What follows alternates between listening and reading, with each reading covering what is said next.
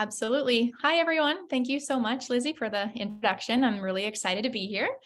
Yeah, as Lizzie said, I've been here in Costa Rica for the last 12 years, and I came actually first for my very first yoga teacher training in 2010. And I just loved it so much. I basically never went home. So that's where I've been practicing yoga for years, but I came here to do that. And so much grew from that place. And yeah, I'm leading trainings in person here in Costa Rica and soon to be in the United States. And then also I have lots of online offerings. So obviously with COVID and all of that, I moved everything online. So that's been really fun. I love just getting connected in exactly this way online with people and yeah, all around the world. So very, very exciting. Happy to be here. Thank you so much. Amazing. So yeah, feel free to just head on into the topic. I know everyone is super excited. I'll pop in, at the end to help with everything, but thank you, Mandy, for being here. Thank you so much. Sounds good. All right. Hi, everybody. I would love to utilize the chat if you guys are into it. So feel free to pop your questions in there. And if there are things I can answer, I'll do that as we go. And also, like Lizzie said, we'll do questions at the end.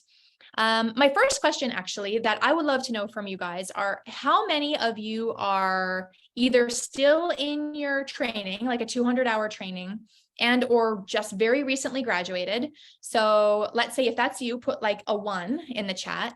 And if you have been teaching for a while, let's say like a year or longer, put a 2 in the chat. I would just really like to get a feel for, oh my gosh, there's lots of you guys here. Okay, cool. Okay, so lots of both, lots of experienced teachers and some new teachers as well. 1.5. Okay, cool. In the middle. Amazing. And of course, that's always different, right? Like you could be teaching for a long time, but have only taught a few classes or whatever.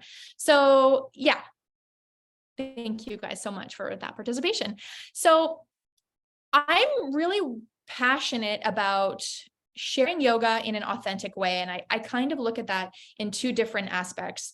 One, as in honoring the tradition of yoga, right? As it was meant to be shared. So meaning teaching like an integral approach to yoga, including all 8 limbs and all of that. And maybe our classes are asana focused, right? If we're teaching in a gym or a studio and people are really like into asana, then of course that's going to be the focus. But really making sure that we are including, meditation and pranayama, mindfulness, and all of the other aspects, and even kind of getting in there with some philosophy if we can, right? So I'm really passionate about that and making sure yoga stays yoga rather than just like a strict exercise class. Nothing wrong with yoga as exercise, but I think keeping it as a cohesive, true yoga experience is important. So that's one piece of it. And then the other piece when I talk about authenticity is being authentic to your true self and sharing from that place. And so I talk a lot. I have a course, Authentic Yoga Teaching, and this is kind of, I'm pulling little bits and pieces out of that because I do find it so incredibly important that each and every one of you recognizes that you are a unique individual as like a human being, and then also as a yoga teacher.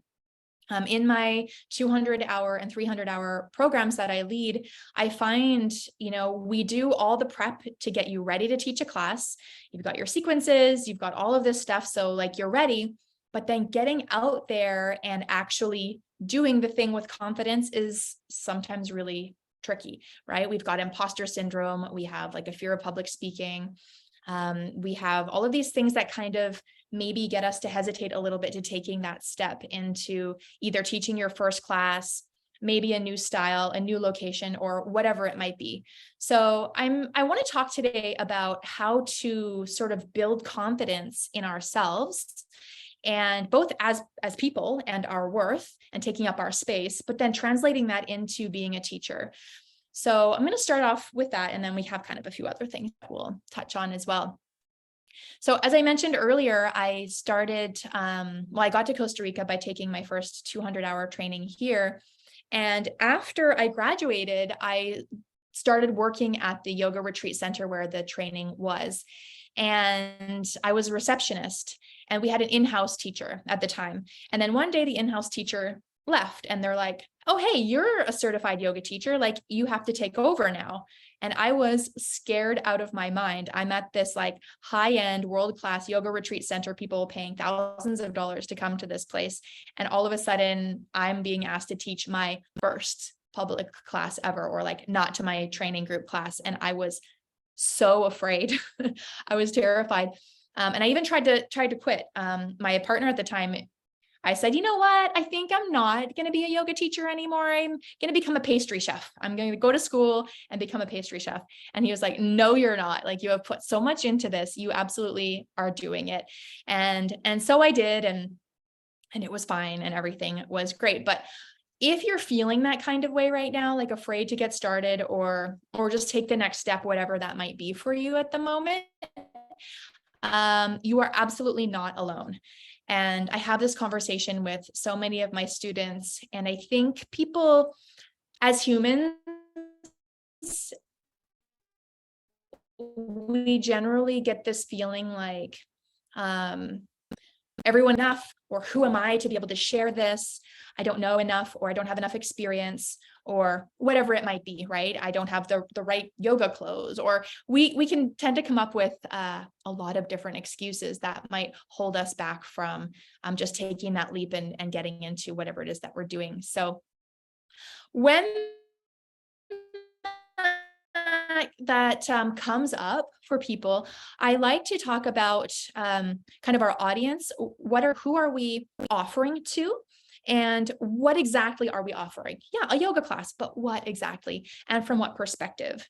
So coming back to what I said earlier about you being a unique and valuable person, we really need to remember that all of the experiences that we've had in life, whether it has anything to do with yoga or not, leads into what it is that we are offering.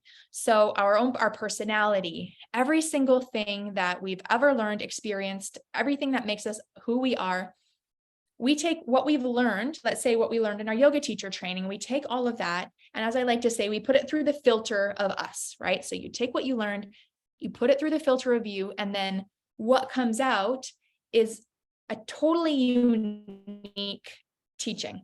Whether you are teaching the exact same thing that all the other people in your teacher training learned or not, it's coming through you and everything that makes you you. And so that makes it totally unique and special. So if you find yourself thinking, oh, well, there's like 500 other yoga teachers in my town, or somebody's already teaching this kind of class, sure, it might be true, but they're not you. Okay. So we really want to remember that is very unique. And so you have something special to offer, even if you're brand new, right? Even if you think, I don't have enough experience yet, you definitely have something special to offer. And so what that means is you have like a niche offering, right? You have whatever it is that you offer. And so everything else is not your niche.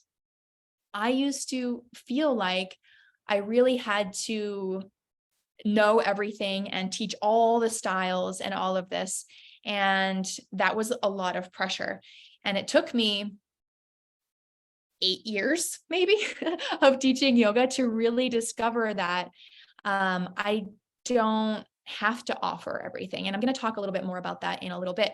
But once I started to realize that, yeah, I personally, some of you guys know me and some of you don't, but I love teaching all the things. So I'm not the teacher that is doing like the fancy choreography that like spins you around the room and all of these things. I love that. I think it's so cool, and kudos to those of you who can do that. And I used to think I had to do that, and then I realized it's just not my thing, and that's okay.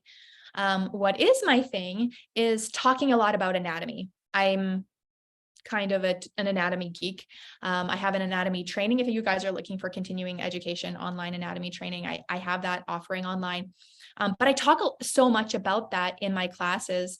And so the people who don't want to hear about that, my class is probably not for them. And I'm not lecturing the whole class. Obviously, we do a practice, but I talk about that. I like to bring in philosophy and share ideas and bring my own personality in, right? What am I experiencing in my life right now that, I'm not going to sit and overshare, but I'm maybe learning some lessons at the moment that I think pertain to yoga teachings. And then I talk a little bit about that in my class. And what I find that does is it really helps me connect with my students.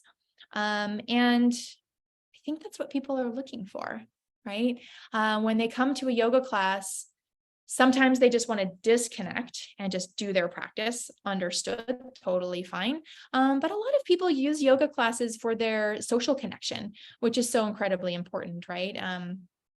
Now we're kind of maybe moving back into some more in-person stuff, but I believe we can get a lot of it even online. So that social connection is very important for, building oxytocin and all of these things and feeling good and having an overall sense of well-being in our body. And so if we can provide that, what an amazing gift, right? And so I think the more work we can do to discover what exactly it is that we want to offer in the world, and then take that into our classes, that's something quite special. And so I think when we do that, we appeal to a certain type of person, right? People who are maybe similar to us, maybe in a similar stage of life, or have similar experiences, or whatever that might be. And that's going to be our people. And I usually will say, to my students, you're going to find your people, and your people isn't the whole world, right? So as we begin teaching, or as you've been teaching for a while, it can be really hard when you start a class and people don't come back, right?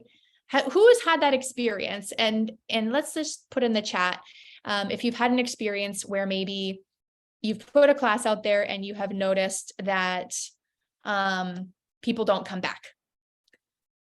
If anybody has had that experience. Yeah, everybody. Absolutely, right? Of course it happens. Okay, so for those of you who are still in training or are so super brand new, take a look in the chat. Of course. Oh yeah, yes, yep. Of course, right? And sometimes it's just like, well, they got a Groupon and like they're never coming back, or they, fell off their regimen. But sometimes maybe they just didn't like your class, right? And that's totally okay. That's so totally okay. Yeah, I have been the student who doesn't come back. Absolutely. And that's another point I was going to say is like, when I'm sure you have all gone to classes where you either like super resonate with the teacher or you don't, right? And if you are lucky enough to be in a place where you have choices of classes to go to and different teachers, then maybe you just don't go back to that one. And it doesn't mean they're a bad teacher, does it? No, they might be like a super great teacher. It's just the clicking is not there, right? For something. Maybe you don't like the sound of their voice. Maybe you don't like their music. Maybe whatever, right? It could be any number of things, but none of that means that you are not a good teacher, that your class was bad, or that you are not a good person, or anything like that. It means none of it. It just means that it wasn't a fit. And because we have, I'm sure, experienced meeting people in life that are like, we talked about this the other night in my authentic teaching course. It's like, do you like everyone that you meet?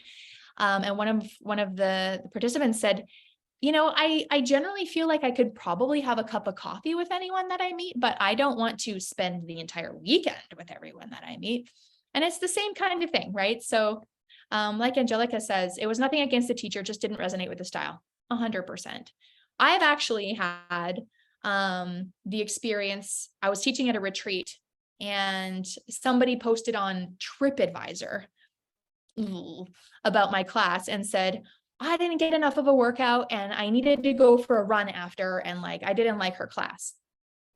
Come on, don't do it on TripAdvisor. But anyway, it was fine. I will admit I was definitely like hurt by the comment. I was like, what? No. Oh my gosh, like that's so public and horrible. But also it was such a good lesson in not taking things personally, because it just wasn't a fit. It just wasn't a fit, and it was totally okay. But I share that story because for those of you who are new or not new, things like that might happen. And again, it means absolutely nothing about you. So I think the more confident we can be in that, we have something unique and special to offer, and that's going to appeal to a certain subset of people. It's just a matter of finding them. And B, that if somebody doesn't resonate with you, that's totally okay. So yeah,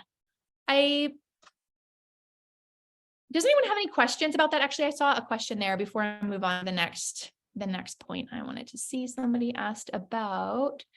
Thanks, Susan. Okay. Any advice on remembering philosophy tidbits so it kind of just rolls off the tongue with confidence to the class? Yeah, great question, Amy. I'd say study philosophy, right? And just when you're new, you don't want to necessarily like feel like you're just like reading a thing, which you totally can. But like you're saying, I think, is just sort of if it comes out in the dialogue where you just naturally are giving this like cool information. My number one pick for yoga philosophy is the version of the Yoga Sutras of Patanjali that I use is The Secret Power of Yoga by Nischala Joy Devi. And I really like it. It's a female approach, the first centered approach. And I really love that. And I like that it's fairly recent. And so a lot of the examples that she gives in the book are things that are pertinent to life today, their own life experience. And if you just like tell a story about something that happened, I have my family visiting here right now. It's my birthday tomorrow. And so like my whole family came from Canada to come and visit, which is so amazing.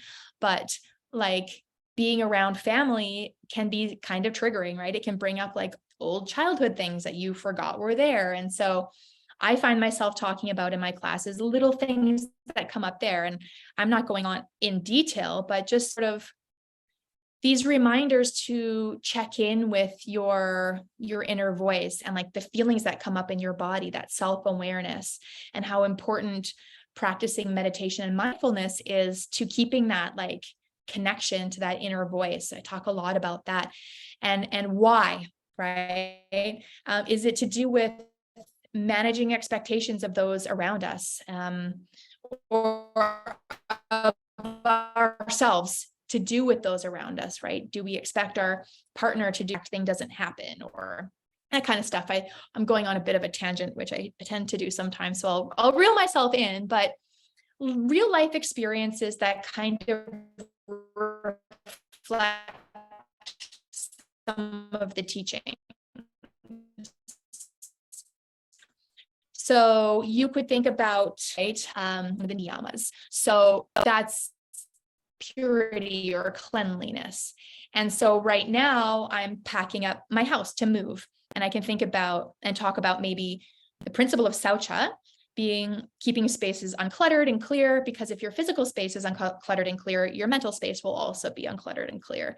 So you could maybe talk about something like that. So I guess to kind of bring it all back, the yamas and the niyamas are a really great place to start when it comes to yoga philosophy. And I highly recommend The Secret Power of Yoga as a book. You're welcome. Oh, and I'm glitchy. Okay. Sorry. I should have pretty good internet, but I am in the jungle. So I apologize if it is a little bit glitchy. Let me just see if I can close anything else that might be taking up internet. Let's see. Hopefully that'll help. Cool. Okay. Well, I'm glad you can still hear me, but yeah, thanks, Christine, for putting that link in there to The Secret Power of Yoga. Highly recommend that book. Okay. So the next thing I wanted to talk about that was a huge struggle for me, is that you don't need to know everything. I thought that as a yoga teacher, and you guys have probably experienced this, and I guess I want to know from you in a second, people asking questions that they think the yoga teacher should know, but actually have nothing to do with yoga. You guys, does anyone have had that experience? Or you could mention maybe if you have, and like what they asked you about. So why does my shoulder hurt? Or can we do a cacao ceremony next class? Or like, what is this crystal for? Or what should I be eating to get bigger muscles? Or whatever, right? All of these things, I've had, medical questions, injuries. They ask for an opinion on their, in their injury, not a doctor. Yeah. So all sorts of things, but yes, in my experience too, it has been so much about injuries and medical issues.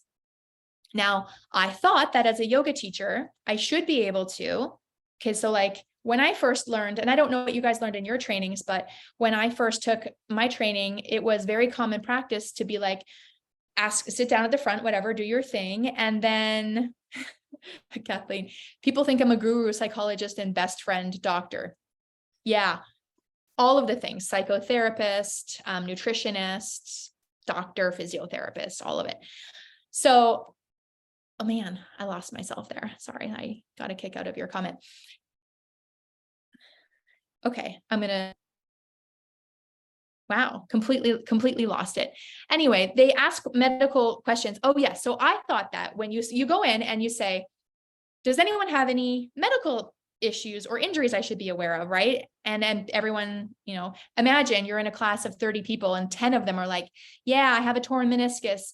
I have scoliosis. Yeah, I'm pregnant, or whatever, right? And everyone goes around the room. And now all of a sudden, you with your 200-hour teacher training are supposed to be able to like now modify your class to like be safe for all of those different people. I thought that that's what we had to do. And I was terrified because I was like, I don't know, and then like this person has high blood pressure and that person has low blood pressure and whatever. And I'm like, so when I learned about scope of practice, so this is a huge keyword here, I felt so relieved, so incredibly relieved that I didn't need to know all of those things. So now basically I do an intake form. If there are any issues that they're experiencing, they need to get it cleared with the doctor that they can do a practice like what I'm offering. And if they have to do any variations on postures, then I can help them with that. If they say, well, my doctor said I shouldn't twist, for example, then I might say, okay, in this class, we're probably going to be twisting these times. Like these are alternate things that you could potentially do, right? But you don't have to be during the class being like, okay, Jim, don't do this inversion, and Sally, make sure you're not twisting here and whatever, because that's not really your job, right? As a yoga teacher. So I think for me, I felt so much more confident to be able to lead a class when I didn't have to be, monitoring everyone's medical things. So that's one big thing. And also if people are asking you questions about that might be better suited for a counselor or a psychologist or something like that. I think part of the job of a yoga teacher is to hold space for people to share to a certain extent, but also like giving advice and all of that kind of stuff. Prescribing anything is definitely out of the scope of practice for a yoga teacher. I always recommend having like a list of recommendations. If they're looking for a psychologist or a nutritionist or a physiotherapist or a doctor or whatever, then maybe you can refer them or just give them some information. But we don't need to be trying to answer all of those questions because it's not in our education. Somebody mentioned here that they're a nurse, and I have had many students that are psychologists or like my teacher training students, I should clarify, that do have they are medical doctors or nurses or whatever it might be. And still, even within the framework of a yoga class, it's still not appropriate to be diagnosing or that. if something like that needs to be done, then like an appointment to be made in a different setting would be more appropriate. Amy says breathing is a good recommendation. Absolutely. Yeah. And so what is in our scope of practice as a yoga teacher is to give general health recommendations in terms of like how to live a healthy and peaceful life, as we do in yoga, right? So if somebody is asking for ways to calm their anxiety, you could say, well, keep coming to class, right? You could show them maybe like an extended exhale breath, right? Which is shown to stimulate the vagus nerve. So it may be inhaling for 4 and exhaling for a count of 6. And that can help bring the body into a parasympathetic response for relaxation. So general recommendations, yes, absolutely, right? But specific prescriptions, we want to stay away from that. Rhonda says we need to tell students it's okay to stop at any time during asana practice. Absolutely, 100%. It's very interesting how students, or we as people, right? We're all students at some point in time, need permission for all kinds of things. And so I give so much permission in when I'm teaching asana classes to stop at any time, to find a variation of a posture. I present variations. I'm filtering out, or like kind of trying to reduce from my vocabulary the word modification, because I feel like modification kind of denotes like a lesser version. So I try to use the word variation instead. Present a variation at progressively more difficult or challenging levels. So starting with or what might be easier or more accessible, and then working your way up, and offering that. But like somebody said here, adjusting the whole class for specific different people is tricky, right? Maybe in that case, you're going to do a private lesson, or you could offer specific classes for like yoga for runners, and then you can address particular common running injuries or something like that. So yeah, let's see what else is in the chat. I think when the Yoga Alliance specified saying you're a yoga therapist, that requires you to have specific training. Yeah. And the Yoga Alliance doesn't allow you to use certain words like healing and stuff like that as well. Josh says, the studio I'm in has levels of classes. Level 1 tends to be gentle and great for folks that have injuries or medical issues. They still get an amazing experience without participating in a vinyasa. Yep, absolutely. So something along the lines of what I said, like with a specific focus on a class, yoga for runners or whatever it might be. Levels are great. Levels are so great because then you can kind of work at the place where you're specifying that you'll work. And then people who fall into that category can come to those classes. So yeah. So coming back to the point, you don't need to know everything. And I just wanted to touch on this, the idea of imposter syndrome, right? And how many of you guys, if you want to just say in the chat with a yes, if you've experienced that, and I'll talk a little bit about what it is. This sensation of feeling like, who am I to be offering this thing, right? I don't feel confident leading this, or I don't know enough. Are people going to want to hear what I say? Do I have something valuable to share, right? Yes, even after 3 years of teaching. Yeah. Everybody has said yes. Everybody has said yes. So again, if you're experiencing yes, then Holly, yeah. If you're experiencing this, look at this. You're absolutely not alone. We all experience this. And so I think the key to remember, and when I heard this for the first time, it really helped me feel a lot more confident, was that you could take one of the limbs of yoga, or even one yama or niyama, and dedicate the rest of your life here on earth to studying that, and you still wouldn't know everything. Right? So yoga is so incredibly vast. It is such a huge tradition, and there's so much involved with it that there's no way we'll know everything. And so I think that's why I personally was so drawn to the practice, is that I'm very competitive as a person, and I knew I couldn't win yoga. And so I thought, how wonderful to find that acceptance within myself that I can never win it. And so this I have to be satisfied with the practice.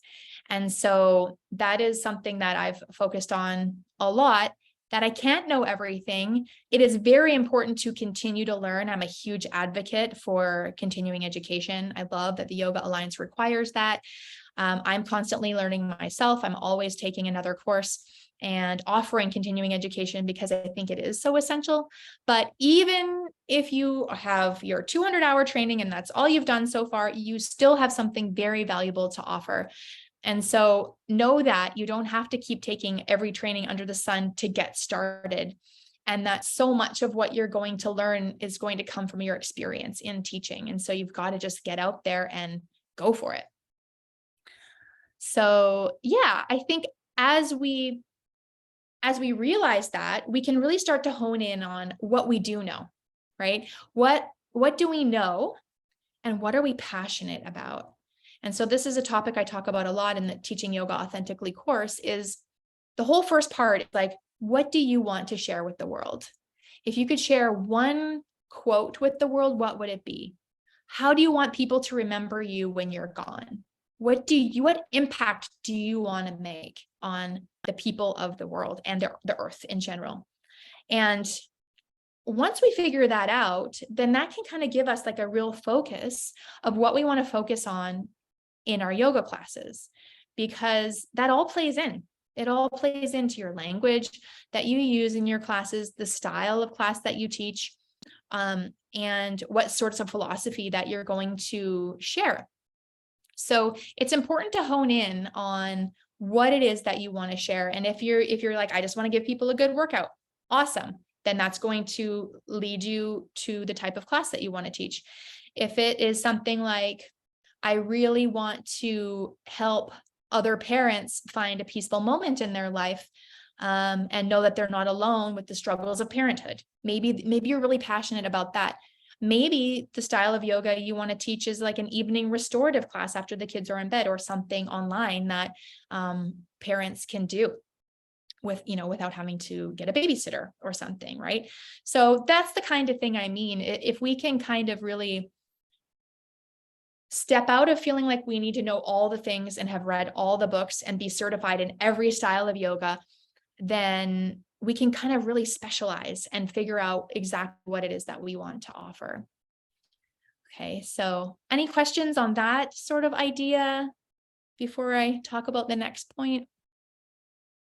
I will say though, we're going to be offering, I'll just share it. If you are interested in learning to teach restorative yoga, I do have an online training for that, which we're going to talk about, because that's what I'm most passionate about. It took me a long time to figure it out. And I speak from experience with this, because when I first started teaching, I came from a gym background. So I was very much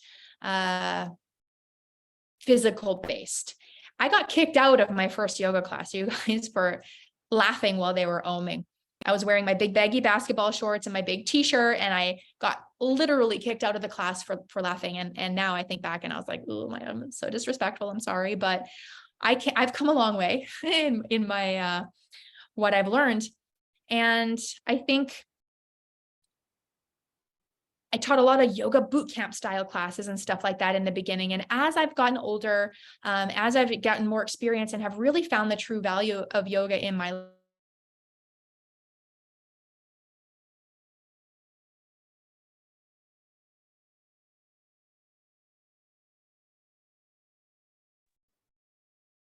Looks like we lost Mandy just as she was getting to the good part. Oh, peace in body and peace of... Mandy, can you hear me?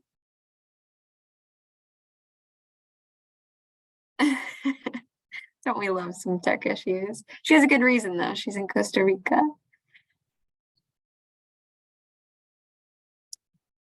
I think we just came, out for a little bit. So if you wanted to like back up, just you were telling your story. Okay. Let's start from there. Okay. Sorry, I don't know what's happening. Okay. Yeah, thank you. So I think, yeah, so I was saying that I taught a lot of sort of gym-based yoga. And again, nothing wrong with that. But I came from a very physical asana focused spot. And as I got older and got experience, I really realized that the value that I truly got from yoga, rather than just like other types of exercise, was this peace of mind that it gave me. And I really wanted to share that with other people. So, traditionally in yoga, we are, trying to reach samadhi, or, get into these true states of dhyana or meditation.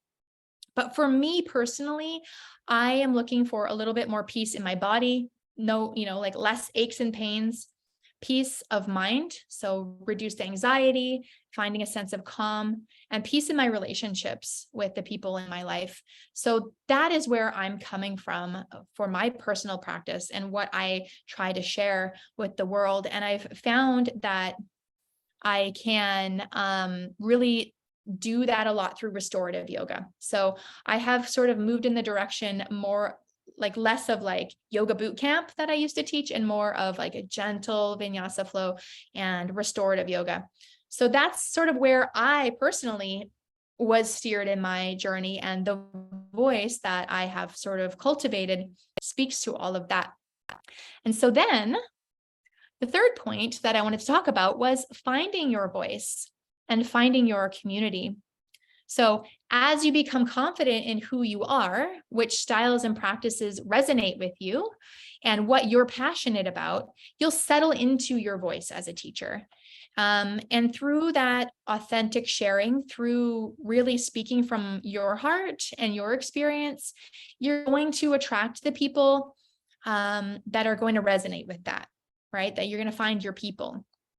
And that really, once that happens, and once you find the people that you're meant to sort of mesh with in that way, that really creates the space for true yoga to happen, right? That connection and sharing, and people can walk away from their experience with you feeling more peaceful, feeling relaxed, feeling fulfilled in whatever way that is, right? Whether they got that really great workout and like sort of moving meditation where they feel like, I had 99 problems when I came into this class, and walking away feeling, why was I so stressed out again?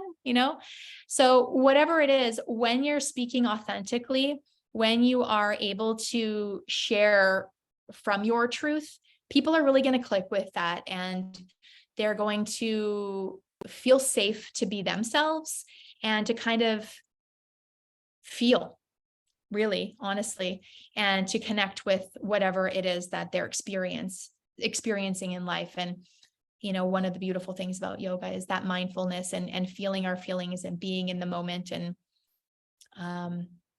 being able to sort of direct ourselves in a healthy way. So when we do that, then we give permission and space to others to also do that. And for me, I really think that that's one of the true benefits of yoga. So I'm gonna look in the chat and see if there are any other points. Yeah, in recognizing you can't win yoga, you win for yourself 100%. That imposter syndrome really is such a thing where we feel like it's so easy to feel that we are not good enough in any aspect of life, but as a yoga teacher too, and it can really stop us from getting out there and doing what we want to do. But imposter syndrome, I think I want to say, is also important. It means that we care, right? It means that we want to do our best, and it's like you don't ever want to be totally not stressed out. You need not stressed out, but you don't want to never experience stress. A certain level of stress is super important in order to keep us alert and productive and goal-oriented and all of those things. But so I think a little bit of this imposter syndrome is important so that we can keep on track, right? Keep learning and keep growing and expanding and all of these things, but also know that what we can offer right now is also valuable. Holly, hi Holly. She says, I tell people that it doesn't matter where you are, your mat meets you there unconditionally. Yeah, absolutely. Absolutely. And I think another place where we maybe tend to lose confidence as a yoga teacher is in that like maybe our practice, our asana practice isn't as advanced as we would like it to be. maybe there are poses that you're unable to do in your body, either due to an injury or just any other factor. When you're authentic about that, like my back, I had an injury in my thoracic spine, probably combined with also a naturally not that flexible spine. If I try to do wheel pose, I'm like straight, right? My back doesn't extend that far. I don't get that arch that other people get. And so anytime I teach a back bend, I talk about that and I just say, maybe you can go all the way back. Maybe you have a very flexible spine, and maybe you don't, and it's okay. And once I took that pressure off of myself, I really felt so much better of being able to just like talk openly. And I don't think anyone else in the world was expecting me to be perfect, right? To do the poses perfectly. I think people really appreciate the permission for them to be themselves and be in their body with all of the things they have going on.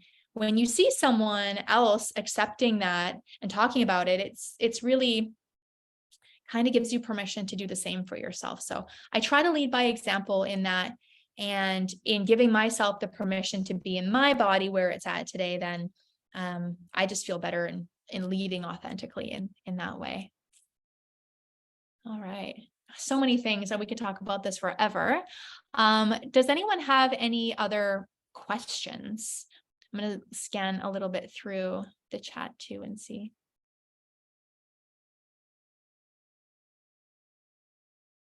If there was anything that I missed.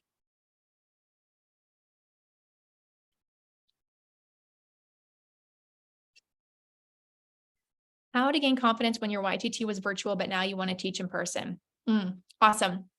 Yeah, there's so many virtual trainings right now that I've had a lot of people with this kind of thing. It depends on where you feel you're lacking, I would say. And so kind of trying to hone in on exactly what that is. Have you like maybe just not had the opportunity to teach at all, right, in person to other people?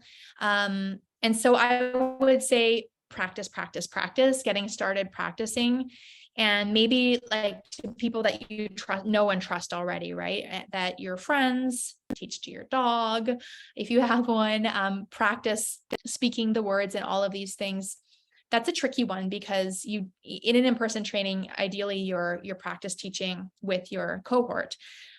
So I would say just starting to practice with people that you know, and then clarifying where exactly it is that you're not feeling confident in. If there's an area that you maybe feel like you didn't learn enough about, if you're nervous about like injuring people or having people being injured in your class, I should say, because you don't learn enough about anatomy or whatever it might be. So you can feel free to reach out to me, Holly, if you want to like reflect a little on what you feel like you might be missing, and I can give you some specific recommendations. Turn off self-judgment. People are craving guidance.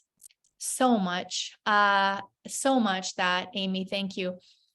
When we go up, I was going to talk a little bit about this earlier, there's a bit of a power imbalance, right? We need to be aware of this for many reasons. But when you're the teacher or the guide or whatever it is, people are looking to you to guide them and to lead them. And so I would say they are hungry for guidance, for leadership, for whatever it is that you're sharing. And so doing that from a place of like from the heart, what is it that I can authentically share and give that is just real? They're going to want it. And if you don't know all the things, or someone asks you a question, you have to say, I don't know. That's totally fine. Like no one is expecting you to be perfect. And so I was kind of trying to get that there before with like your physical body, your clothes. If you feel like, there's such a social, like a cultural image of what a yoga teacher looks like, right? That we've seen, and I think has been getting dismantled over the last 5 to 10 years. It has been changing, but predominantly female, white, thin, affluent, cisgendered people is what you see as yoga teachers. And so if we fall anywhere outside of that very specific category, it can be easy to feel like, who am I to do this? Are people going to respect me? Are they going to want to learn from me? Yes, they are, because a small percentage, and there's nothing wrong with being that description at all. But there, we're all so different. And so if we can embrace our differences and share from that place and speak about our experience from that place, people are going to resonate with that. They want that. And I think showing up really as yourself, warts and all, as they say, well, being professional is super important, is so important. Janet says balance between showing and assisting. Yeah, absolutely. So I think what you mean is sort of like demonstrating and then also getting up around the room and like kind of watching your students. I sort of say like, yeah, demonstrating and observing your students. And I think it's important to have a balance of those. Demonstrating is really good, because if you have beginners, they kind of need to see what you're doing in order to integrate that into their body. And then also maybe people, if they're hard of hearing or they speak another language or something like that. And then also you don't want to just like put your head down and do your whole practice without paying attention to your students and what they're doing in terms of safety. All right. So Nicole says, last 3 months of my in-person training were in the pandemic, so via Zoom. We never got hands-on assists or modifications. When I started teaching, we didn't move around the room. We stayed on our island. Any books or trainings that come to mind in how to fill in that gap? Okay, great question. I would say right now in the yoga world, I believe, and I could be wrong, but what I've been noticing is that we're kind of moving away from a lot of hands-on assists in general in yoga. So I try to teach from a trauma informed perspective. And so obviously, anytime you're going to have hands-on with a student, you need explicit permission every time. But even like moving around the space and like knowing exactly what to look for in that is important. So books or training specifically on that, gosh, nothing comes exactly to mind. I know I have seen online training specifically for hands-on adjustments, but I will say too, this comes into the scope of practice. There are some states in the United States that are no touch, like unless you are like a licensed massage therapist or a physician, you're not allowed to touch your students. So definitely you want to be aware of that. Also, why do you need to touch them, right? What is assist do you want to do? What are you trying to achieve through a hands-on assist? Can you do it verbally? And most of the time you can. And because like you're running a risk of potentially causing injury. I can't even tell you how many people have been injured by being pushed into poses or assisted in a way that was unsafe. So unless you have very specific training on how to do that safely, and even if you do, you don't know that specific person's body in that moment in time. And so I've kind of backed off, honestly, of hands-on assists and have really focused on learning good verbal cues to help people get into a position that is going to be safe for them and achieve the desired results, of course, the whole reason that we're doing it. And that also gives them an increased level of body awareness. So think about that a little bit, definitely. Okay, do you approach teaching yoga online differently from teaching in person? Yeah, kind of. It's very different, but I learned during the pandemic that connection can be created online. And so I was worried it was going to be very much like, look at me on a screen, but I think there can be some great connection happening. In terms of like practically, because I can't get up and go around, and a lot of people turn off their cameras, I find I do demonstrate the entire class, because what else am I going to do? I might as well, except for poses like anything where your head down, right? If you're in child's pose, they probably can't hear you. So I might guide them into child's pose and then come up and speak so that they can hear me. But in general, yeah, it's a little different. A lot of yoga retreat centers no longer allow hands-on assistance. Yeah, absolutely. We're kind of moving away from that. Thanks, Amy. Do you have classes to learn techniques for sequencing? I work with a specific outline. Like I have my Costa Yoga outline for my gentle Vinyasa flow, and then for restorative, and I work within a particular sequence. So in terms of like creative ways to transition from this pose to that pose and all of that stuff, that's not really my focus, Kathleen. I would definitely recommend, there's a Facebook group called Yoga Teaching Tips and Sequencing. I think that's what it's called, on Facebook. Amazing group, lots of awesome teachers in there. And I'm not one for like a lot of creative stuff. I'm really focused a lot on how to set your body up for like safe alignment and that kind of thing. So I don't get really super creative with it. So yeah.